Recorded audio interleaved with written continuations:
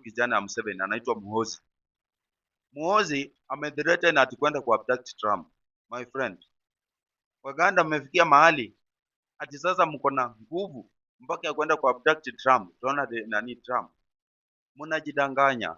Viongozi wa nchi yetu jirani Uganda ambao mko pale, tafadhali muende polepole. Mambo ni polepole, lakini mkienda nayo mbio mko nayo, hati mpaka mkuu wenu wa jeshi anaanza kuthreaten Trump ati ataenda muabduct.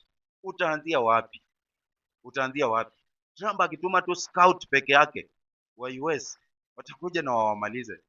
Scout peke yake, watoto wanafunzi ambao ndio wako kwa scout peke yake wamewatosha.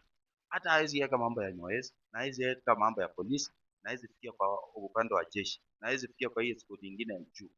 My friend, America huwezi compare na Uganda. Kama Uganda huwezi compare na Kenya, na sisi wa Kenya hatuwezi fanya kitendo kama hiyo. Itakuwa ati Waganda sasa mnaanza kuthreaten ati nini Donald Trump. Na wewe kiongozi Museveni ulichaguliwa na ukapita na kura mingi zaidi hata kuliko population ya watu huko. Ulipita na kura sijui milioni ngapi kushinda hata idadi ya watu ambao wako pale. Congratulations, ulipita, lakini waacha kuthreaten Trump.